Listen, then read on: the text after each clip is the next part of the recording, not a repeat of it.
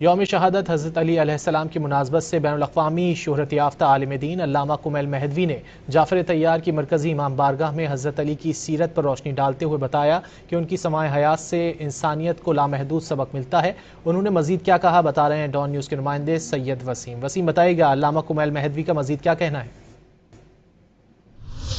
بالکل، آج 21 رمضان المبارک یوم شہادت حضرت امام علی علیہ السلام جو ہے وہ اس کے حوالے سے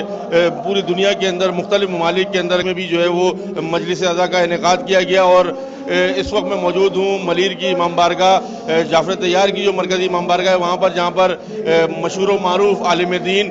علامہ کمیل مہدوی نے اب سے کچھ دیر قبل جو ہے وہ سینکڑوں کی تعداد میں یہاں پر عزاداران امام علی علیہ السلام سے خطاب کیا، اور اب خطاب کے بعد اس وقت ہمارے ساتھ موجود ہیں، ان سے کچھ بات کریں گے آج کے دن کی مناسبت سے۔ قبلہ سب سے پہلے یہ بتائیں کہ آج کے دن کے حوالے سے کیا تعلیمات، کیا درس ملتا ہے پورے عالم اسلام کو؟ انا للہ و انا الیہ راجعون۔ علی کائنات کی اس ہستی کا نام ہے کہ جو سب سے بڑے عالم بھی ہیں، سب سے بڑے شجاع بھی ہیں، سب سے بڑے سخی بھی ہیں، سب سے بڑے عادل بھی ہیں، سب سے بڑے رحم دل بھی ہیں، سب سے بہترین حاکم بھی ہیں۔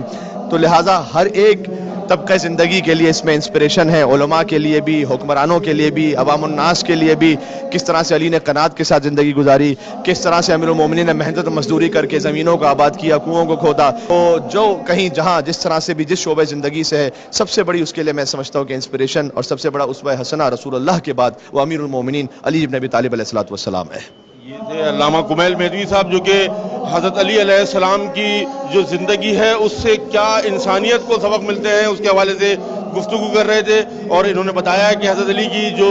سوانح حیات ہے وہ تمام عالم